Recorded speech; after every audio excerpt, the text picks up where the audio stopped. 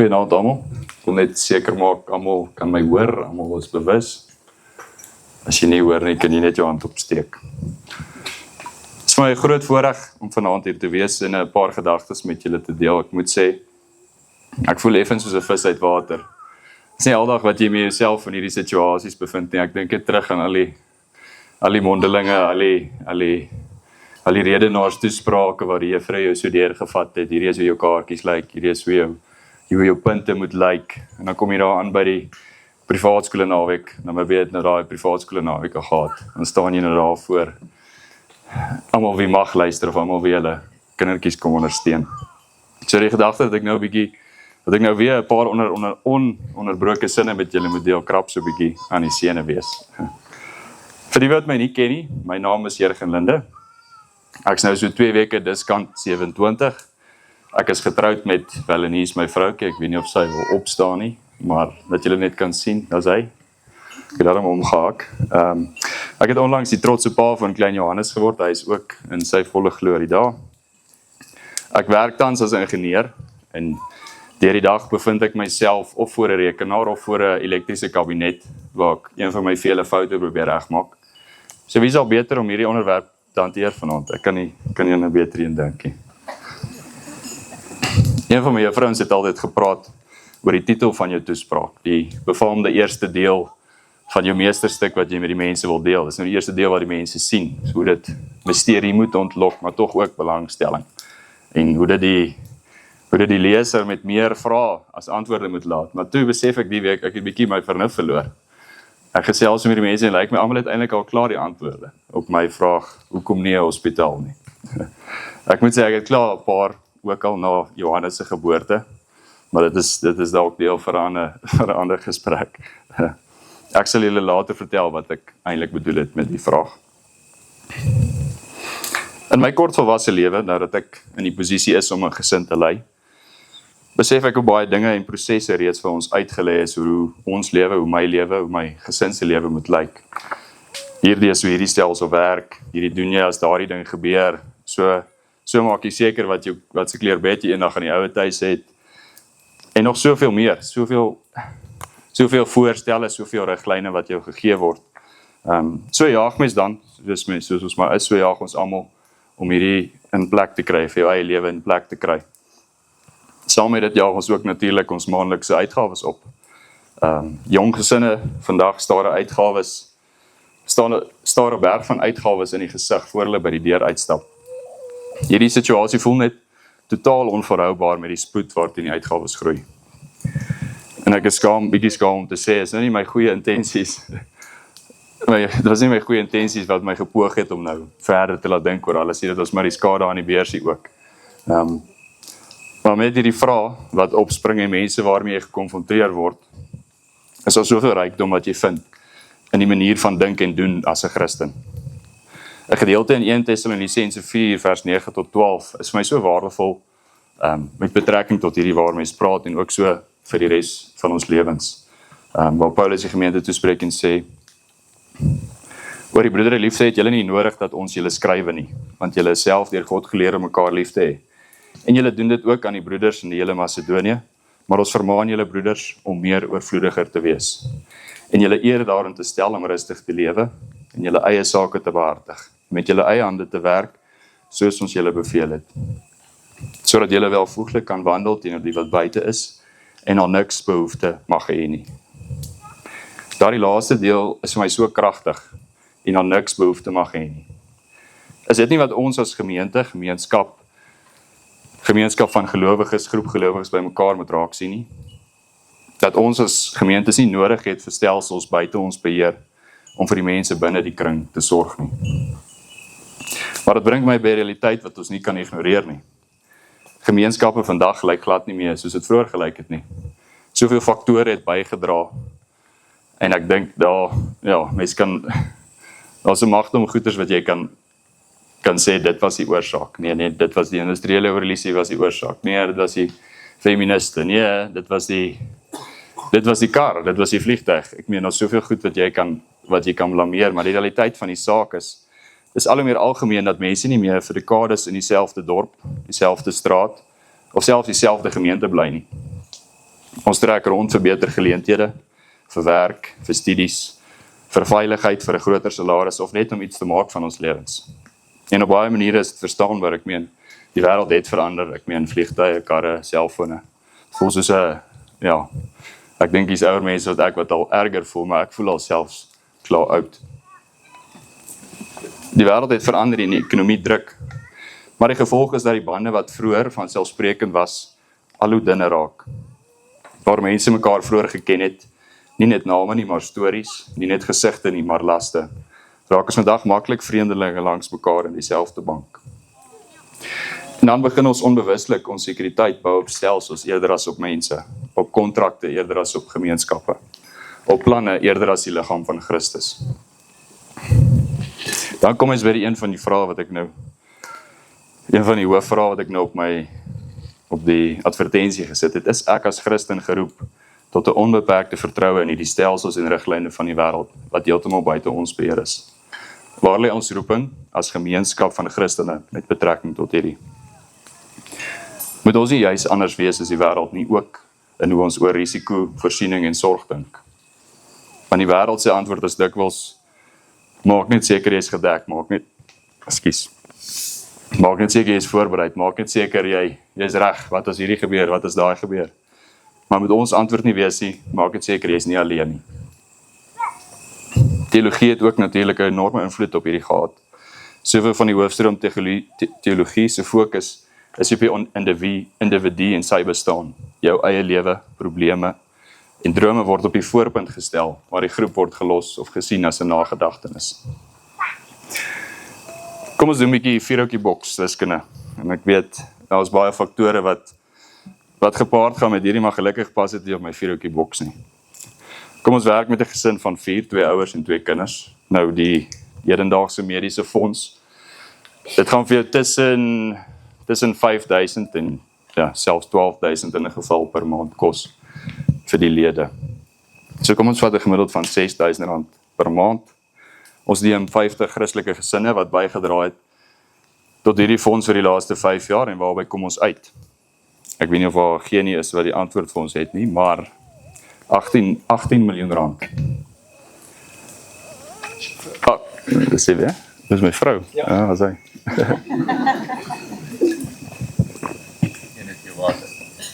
Ek het nou net iets geëet vanmiddag wat my so, gee vir my sulke slijm.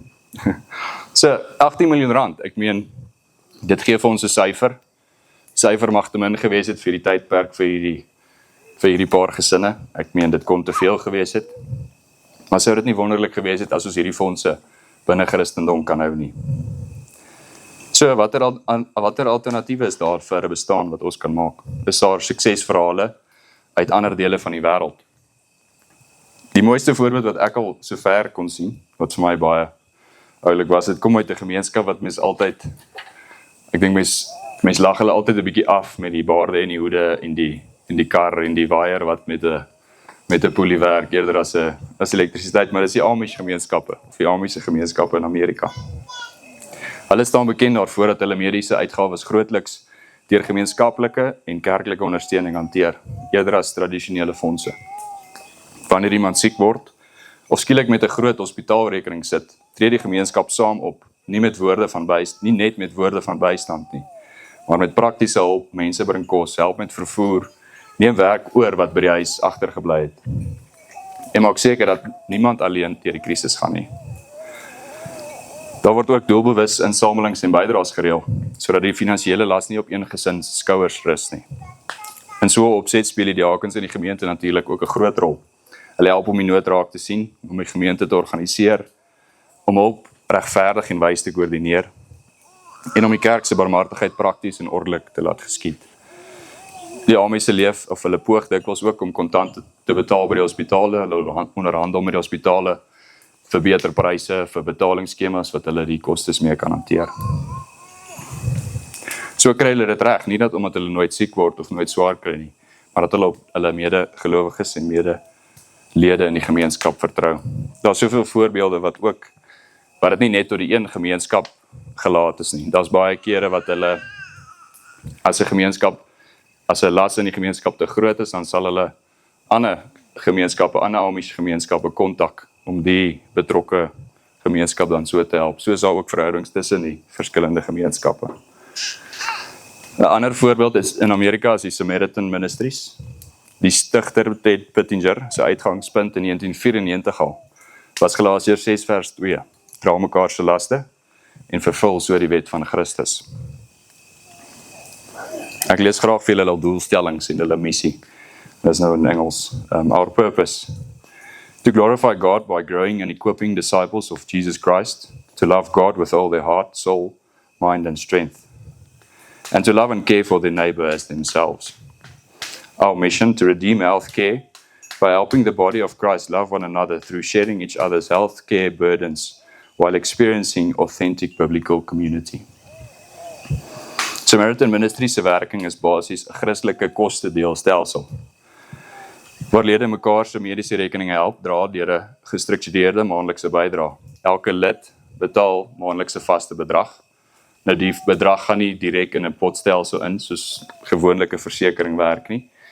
Daar word deur die bestuur besluit na wie of na watse persoon of na watse nood word jou maandelikse bydrae geallokeer. En so dra hulle die laste van hulle lede.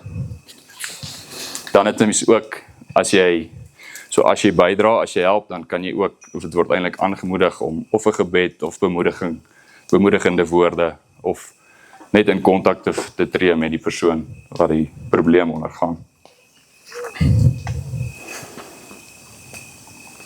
Net ek my plek verloor. Ja, wat dit besonders maak is dat dit nie net 'n finansiële stelsel nie is nie, maar doelbewuste gemeenskap van gelowiges. Dis nou reg oor Amerika. Daar is ook duidelike reëls natuurlik oor watter uitgawes gedeel word, watter tipe lewenskeuses verwag word en hoe groot behoeftes hanteer word wat dit dan volhoubaar maak. So is daar nog baie ander voorbeelde van 'n model wat kan werk. Ek nooi julle uit om bietjie rond te kyk, bietjie as dit julle interesseer. Daar's soveel beginsels waar 'n mens kan raak, soveel maniere waar jy kan dink en as mense wat dit al gedoen het. Daar soortgelyke bewegings besig hier by ons gemeente in Diamantvallei. 'n Paar lede van die kerk is besig om 'n raamwerk te bou vir so 'n stelsel. Ek het nou onlangs daar op die wa geklim, hier aan die einde aangekom, maar ek dink is nog nie die einde nie, want soos jy so iets begin, dan besef jy hoe, as jy nou so iets begin, jy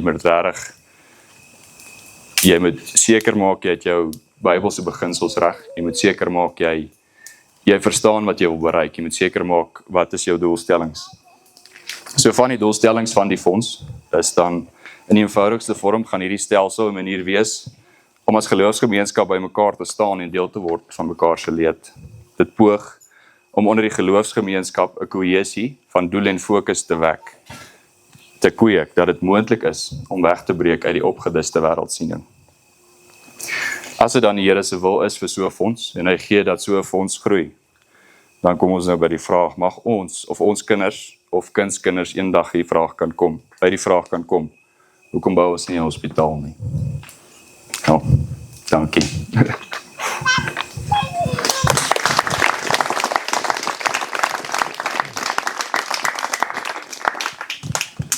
Ja, so volgende, soos Annie gesê het, is daar geleentheid vir vrae.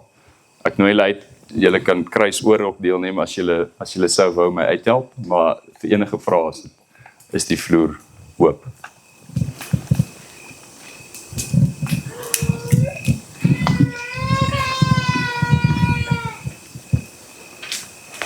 Nee, dat is wel iets.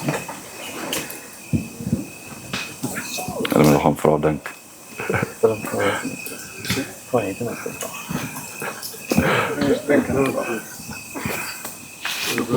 Kom aan. Net dat ik gewoon vastbijt. Ja, ek dink. Gewoon maar net, dit is net terwille van die opname. O, okay.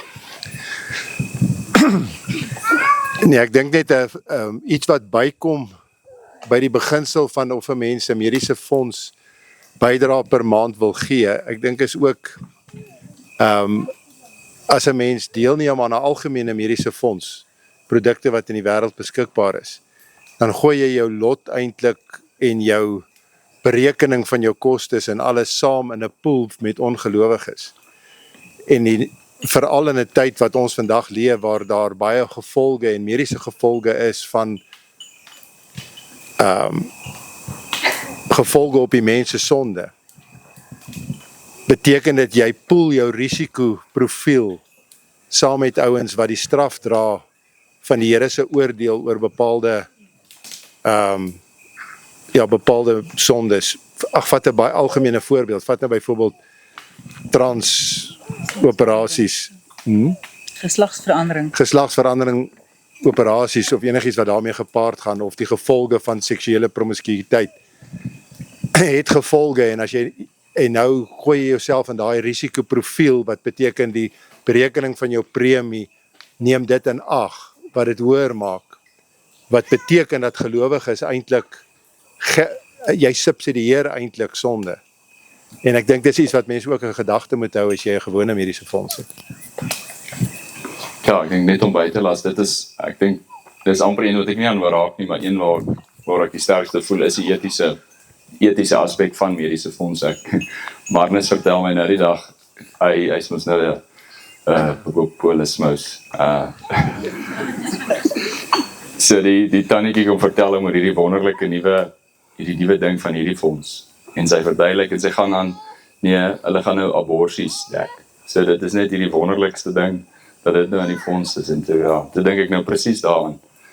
Dit is juist daai, deel jy dan saam in daai juk van daai fondse, wat hulle ondersteun en wat hulle lewenssiening ook baie is. Ja, dankie Manus. Ja, ek het net sommer 'n vinnige vraag. Ek wonder of julle in die fonds 'n bietjie wil vertel oor dit wat julle hierso by die Diamantvallei gemeente, hoe jy het nou die verskillende modelle genoem en hoe die Amish dit doen en so aan. Maar wat het julle hier in gedagte en ja, wat het julle stuur julle in 'n sekere rigting? Dit hoef nie noodwendig jy te wees nie, maar kan jy wees maar as daar van die ander ouens is wat daarbey betrokke is, dan kan hulle ook maar gesels. Alright, ek sal so begin en dan die lede kan dalk inval as hulle wil. So die basiese prinsip van die fonds is ons wil 'n omgewing skep waar jy maklik en vinnig kan uithelp waar ander lede se nood is. So die basiese beginsel van die fonds is ons het 'n bankrekening wat jy ons noem dit die Amor Proximus vereniging, ons het al 'n naam en 'n logo, ja, wat is 'n logo? Amor Proximus beteken liefde vir jou naaste. So onder die vereniging se naam skep jy 'n bankrekening. Dan die maandelikse bydrae van die lede, dan betaal hulle dra by tot die fonds en dan die fonds gaan gestruktureer word dat jy het 'n krisisfonds. Die krisisfonds is dan vir enige noodgevalle, enige hospitaalopnames waar hulle waarborg van fondse benodig. En dan as jy die voorreg het of as jy die surplus het, dan daai surplus kan dit is nou wel, ja, so dan daar's nog baie goed wat ons aan dink, maar dan gaan 'n belegging wees, maar dan sal baie weer eens eties en praktiese en volhoubare reëls wat daarmee gaan gepaard. So dan as daar 'n noodgeval in die fonds is waar hulle nie sy nood kan dek nie met sy eie fondse nie, dan word dit oopgestel aan al die lede in die fonds en jy kan besluit of jy wil help of bystaan vir daai persoon. Ja. Lekker. Jurgen, ek dink 'n mens moet net noem dat as jy 'n bydrae maak tot die fonds, daai gedeelte is jou gedeelte. Niemand anders kan oor dit besluit nie. Daar's nie 'n komitee wat besluit oor jou geld nie. Jy besluit waar jy dit wil aanwend. Dit is maar net 'n manier om saam te spaar, om gestruktureerd te wees. Ja, so jou fonds is totaal joune, so as jy eendag verlaat of afsterwe, dan moet jy net laat weet jy het hulle gisteraan so gelag. Maar dan met daai fondse wat jy bygedraai het, kan dan terugbetaal word aan jou genomineerde persoon of so. En dan kan ons met die res dalk in die Bitcoin, ek weet nie as ons sien. Sê nou, jy is nie deel van so 'n gemeenskap nie, wat dan? Ja, so daar is die vraag. Ek dink dis die realiteit vir baie. Dit is bietjie die realiteit. Ja, die vraag was, wat as jy nie deel is van so 'n gemeenskap nie? Ja, so dan is altyd, ek dink Johannes het altyd gepraat van dink jy 3 opsies. Of jy gaan na ene toe, of jy begin ene, of jy ek kan nie die derde een onthou nie. Maar daar is 'n derde. Wat was die derde een dan? Of jy gaan maar net aan soos jy aangaan. Maar ek dink daar's iets te sê van dit, want dis bietjie waar by my gedagtes eintlik op die ouend uitgekom het, want vir so iets om te werk, dit is daai ding dat jy as individu, jy as persoon gaan moet besluit, jy gaan nie bly. Ek meen, jy gaan hierdie gemeenskap, jy gaan inploeg in hierdie gemeenskap, jy gaan jou gawes, jou bydraes, jou geld, jy gaan dit in hierdie gemeenskap instoot. En hoe meer jy dit doen, hoe moeiliker raak dit om weg te trek. Ek meen, die idee van partykeer van ons, ek meen vir ons om weg te trek, mens kan amper nie tot daai stap kom nie. So ek dink dis nogals, ek weet dis 'n moeilike situasie, maar dit, dis wat my gedagtes is oor dit. Ek weet nie.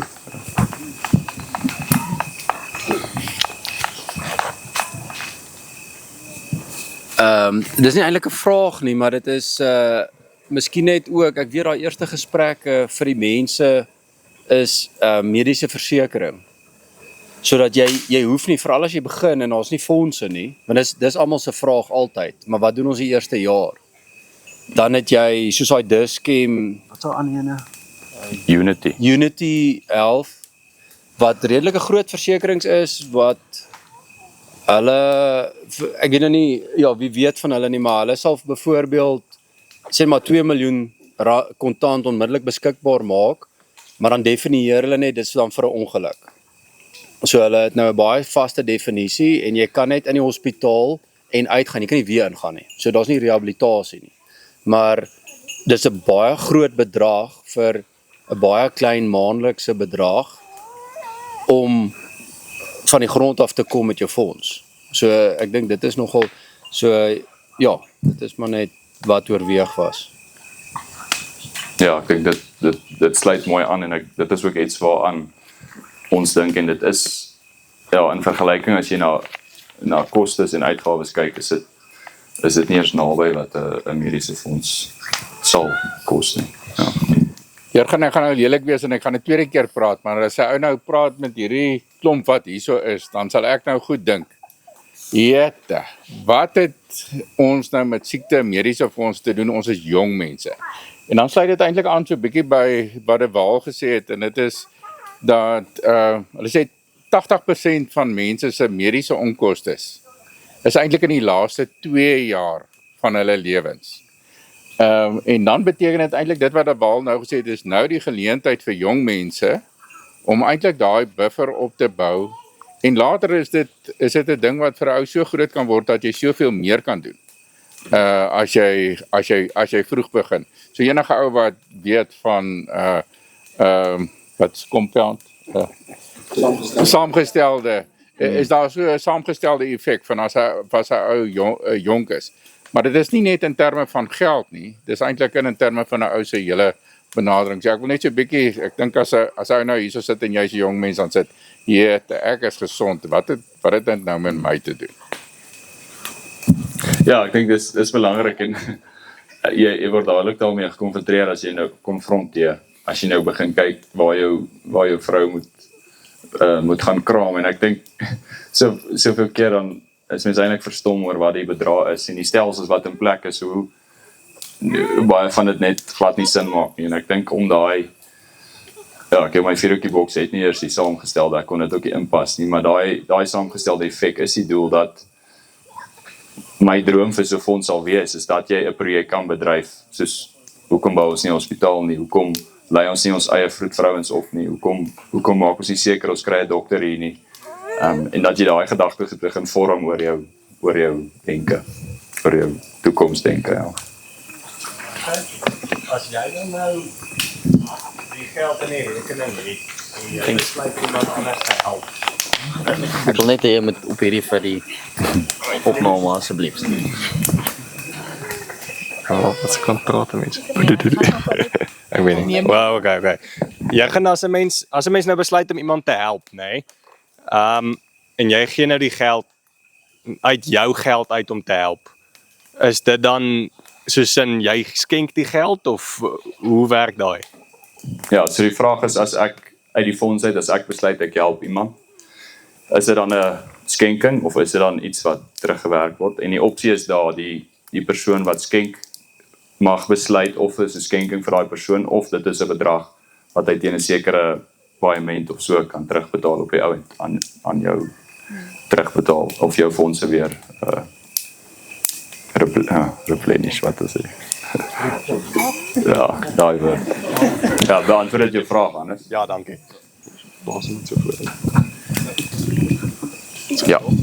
En wat van die kleiner kerke, die kerke wat ook nie kan doen? So die droom vir die fonds om Hannes 'n groot droom, om Hannes Oosthuizen 'n groot droom is dat as ons 'n bloudruk het, as ons 'n gevestigde fonds het, dat ons ander mense kan bystaan wat dieselfde wil begin. Daar's nog sprake oor of jy kan dalk net deel raak van ons. Dus ons is nog bietjie oor die geografiese deel van die fonds onseker of jy soos reg oor Amerika, ek meen reg oor Amerika raak. Dit raak baie groot, maar so ons is nog daar of al die gemeenskappe kan deel raak van die een fonds of ons het dan 'n blou druk vir elke liewe gemeenskap wat dit op hulle eie kan doen. Ja. As ek net kan bydra of bylas by die vraag wat Hannes gevra het. Die groot ding is om ook almal bietjie te help om as 'n gemeenskap op te tree of om dit te motiveer. So waar jy 'n deel gee van dit wat jy opgebou het, kom dit neer op jou barmhartigheids ja nie bydra nie, maar net barmhartigheid teenoor jou gemeenskap en jou mense. So die idee is om so 'n bietjie jou ingesteldheid te verander van of nie net heeltemal onafhanklik van die huidige stelsel en om jou medies en jou versekering te vervang nie, maar ook om werklik soos 'n gemeenskap op te tree en mekaar uit te help. Soos wat hy genoem het van die Amish gemeenskappe. Ja, hulle het nou al baie opgebou in hulle fondse, maar die groot ding en die diakens wat dit dryf, die groot doel daarvan is om mekaar uit te help.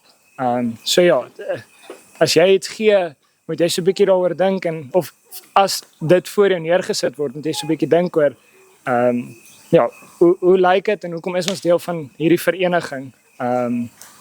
Ja, so daai hele lening en gee deel, jy het nou die opsie om 'n lening te gee, maar ja, ek dink die groot doel is die help jou medemensheid.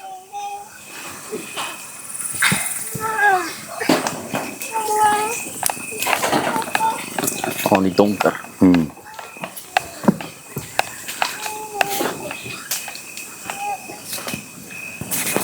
Ek kon net vra wat se effek. My vraag is net wat se effek het belasting daarop? Kan nie hoor nie, keer al met die mikrofoon aan. Of herhaal net die vraag wat hy gevra het. Actually, die vraag herhaal.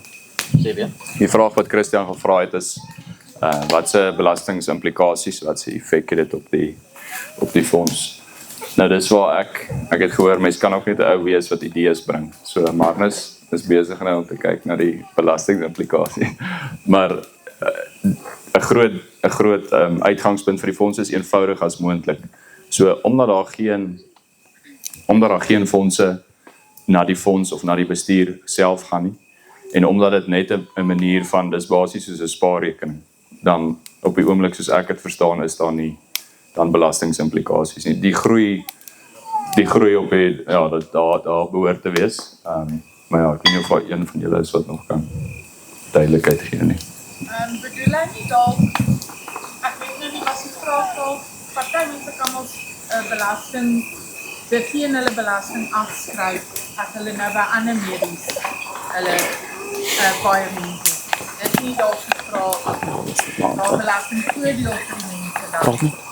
Waarskynlik nou nie. Ja, so tans soos hy gestruktureer is vir daai, moet jy 'n NPO stig, 'n non-profit. So tans soos dit is, gaan dit nie werk soos 'n tradisionele medies wat jy dan daai ongeëiste geld of ongeëiste bedrag van jou ongeëistes terugkry. Einde van die jaar nie. Ja. Kom aan. Miskien kan ek net help daar die jy het wel nie die voordeel van die bydrae wat kan jy nie van belasting afskryf nie, maar jy hoef nie want dit bly joune. Maar as jy kostes het, kan jy dit wel wat jy nie by 'n mediese fonds weer kan doen nie, kan jy dan die kostes, mediese kostes kan jy van jou belasbare inkomste aftrek, 'n sekere deel daarvan.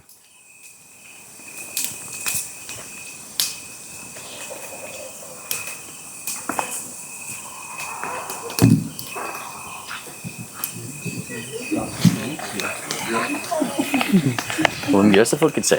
Ja. Ja, ek wil eintlik aansluit by De Waal in terme van die mediese fonds teenoor die mediese versekering.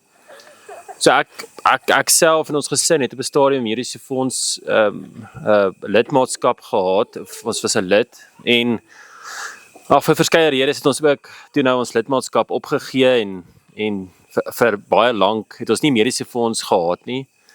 En toe met gesprekke was 'n aanbeveling ietsie soos die mediese versekering. En ek dink daar is miskien onkunde oor dit. Jy die mediese fonds en dan jy 'n mediese versekering. Nou uit ons ervaring waar ons nou een van ons kinders op 'n stadium na die hospitaal toe gevat het om dit uit te toets. En ons het die diskem op die oomblik. Toe werk dit. En so ons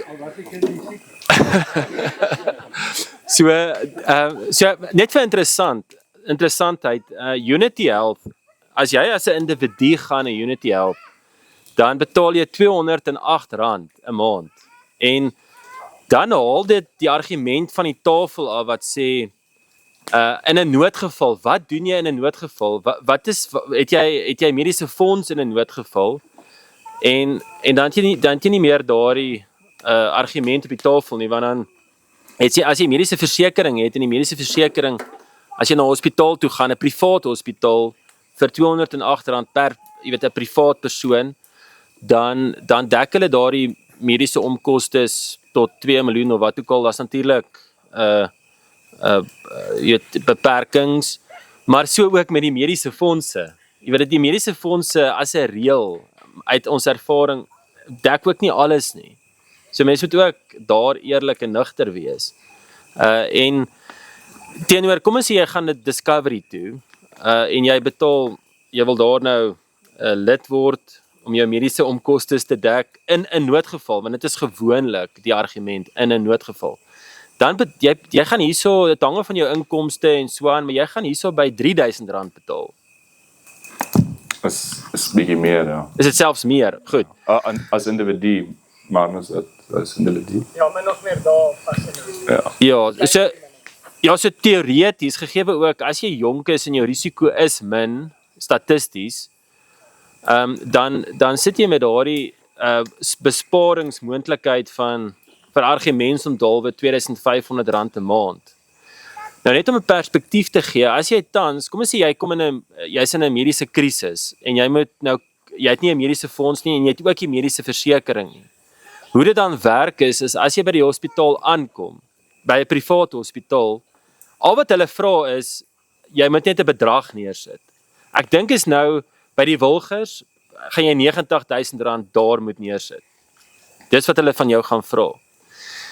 So as jy, kom ons sê vir soos R2500 'n maand, mal 12 is, jy praat hierso van R30,000, na 3 jaar het jy dan na 90,000, goed, die Wilgers se vereiste gaan seker hoër word, 120 of wat ook al.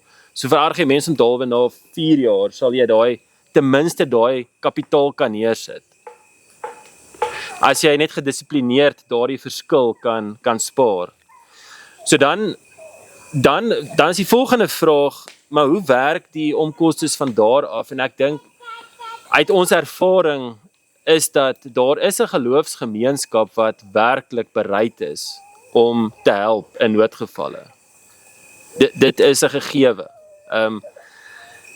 Nou, net om perspektief te gee, kom ons sê daar's 4000 mense in 'n geloofsgemeenskap wat jou ken, en mense is nogal baie keer verbaas oor hoeveel mense van jou ken, of dan mense wat jou ken deur ander mense, of as jy van betroubare mense wat jy ken, hoor van 'n ander noodgeval, en jy ken nie die mense nie, maar is net 'n verwysing, hoeveel mense daar in daardie netwerk is. Nou, kom ons sê 4000 mense betaal R100.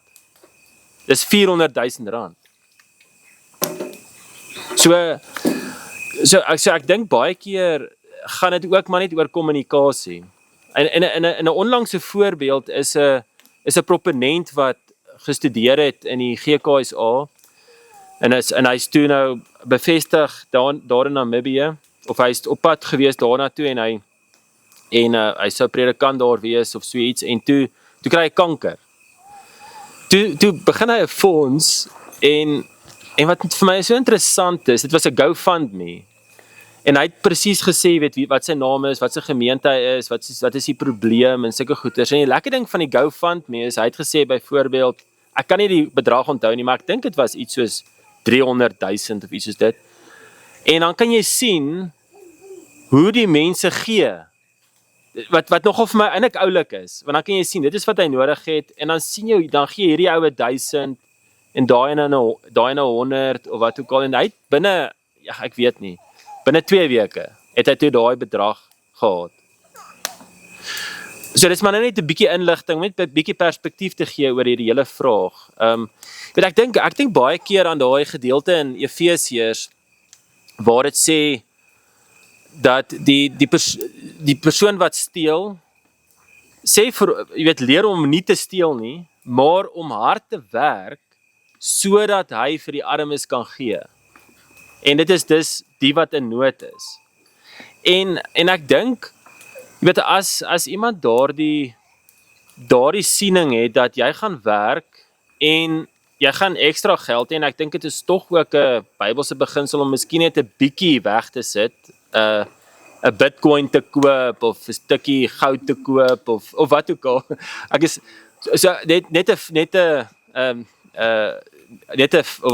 sal mens nou sê 'n vrywaring. Ek kry nie kommissie van enige plek as ek nou hierso oor hierdie goeters praat nie, maar as mens so ietsie kan doen om te spaar 'n bietjie mense. Ek dink mense sal verbaas wees oor hoe vinnig 'n mens tot 'n redelike bedrag kan kom.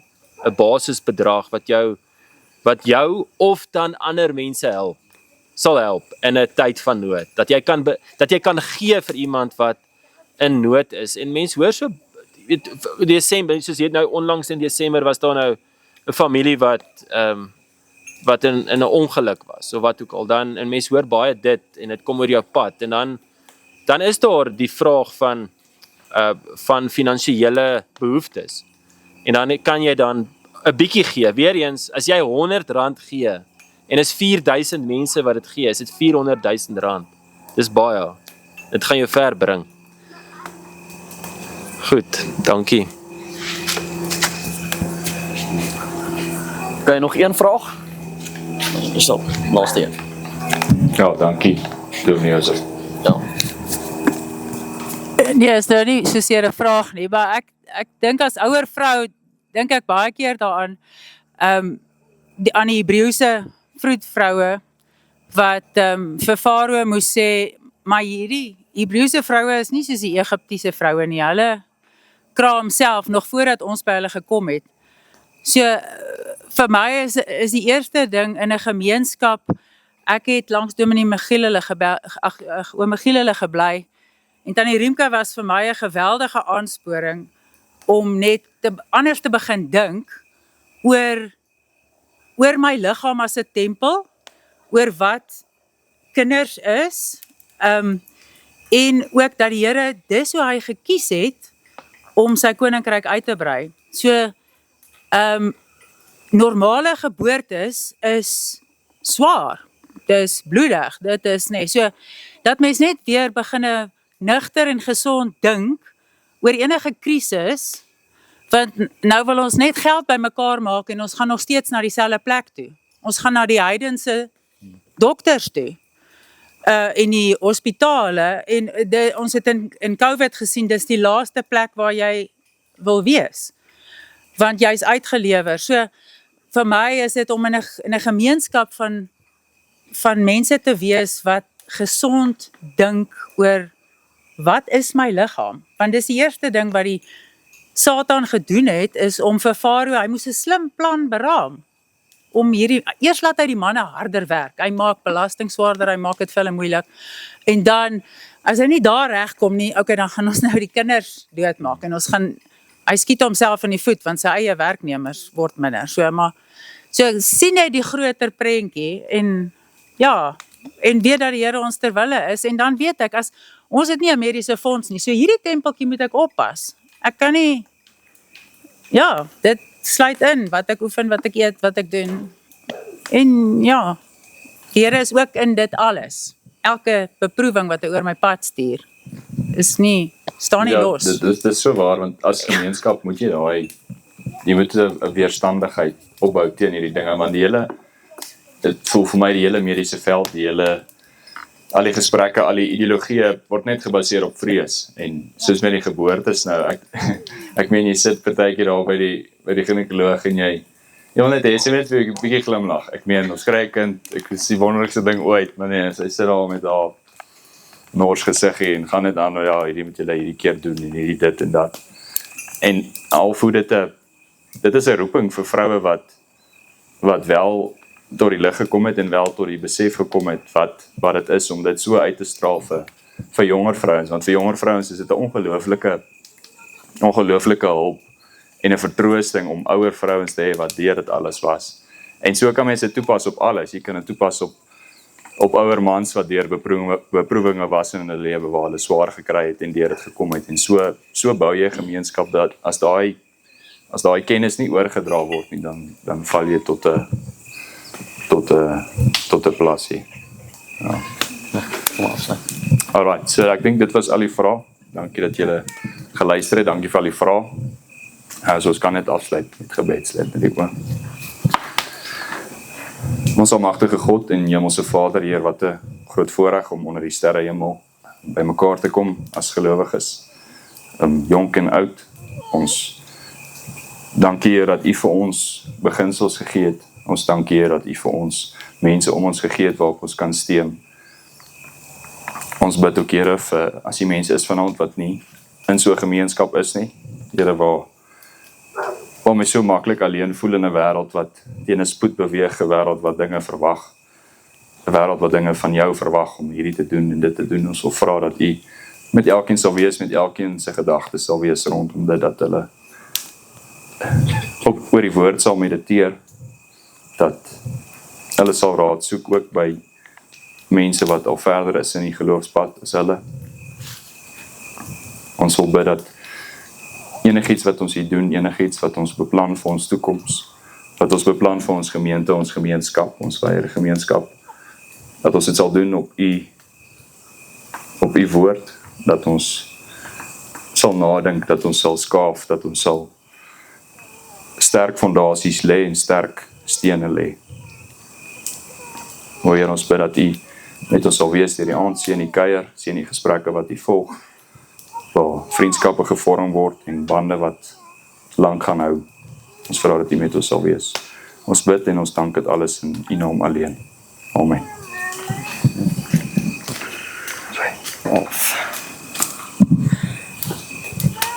Baie dankie, Jurgen. Ons het baie geniet. Ek dink dit is 'n baie waardevol onderwerp om te bespreek het. Ja, en dankie vir julle almal wat gekom het om te kom luister. Al julle is selfs welkom om net te kom, al wil julle net vir die volleybal en die braai en die kuier kom. Gee ons 'n kans om vir julle 'n paar saadjies te saai oor dit om oor te dink.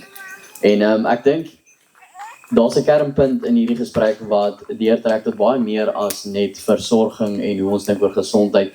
En dit is oor natuurlik eerste, as ons nie in ons geloof kan lewe, vertrou op die Here nie, dan gaan die hele wêreld vir ons soos 'n oormag lyk. As ons die Here vrees, dan kan ons nie die wêreld vrees en dit wat hy aan ons kan doen nie. En dit beteken nie ons gaan niks doen nie. Dit beteken nie ons gaan nie veg nie. Dit beteken nie ons gaan onsself nie toerus om wys te lewe nie. Maar dit help nie ons doen dit sonder op die Here te vertrou nie. En ek dink dit gaan baie wyer as net gesondheid en versorging. Ander onderwerpe of ander goeders wat nie so kan dink is veiligheid. Hoe jy in so 'n gemeenskap kan fokus om jouself te beveilig in die gemeenskap self. Hoe jy die jong manne kan toerus om te kan uitgaan en die ouer mense en die vrouens en die kinders te kan beskerm. Hoe jy hulle kan aanmoedig daarvoor. Hoe jy opvoeding kan doen in die gemeenskap. Hoe jy kan steun op die wyser mense, die ouer mense in jou gemeenskap wat alreeds daai wêreld se paadjie gestap het en ervaring het en onderrig kan gee vir die kinders en waar mense kan dink aan op die ouend skole en universiteite wat uit Bybels begronde waarhede die kinders kan opvoed, want as ons in 'n geval net dink aan ons en nie aan die nageslag na ons nie, wat juist die doel is van hierdie kuiers, dan gaan dit ook net 'n eengeslag ding wees en Koninkryk van die Here gaan aangaan. Ons moet net sorg dat ons kinders en ons nageslag is deel daarvan. Baie dankie vir julle almal en baie dankie vir Jurgen. Dit was ons 'n groot voorreg. Ja.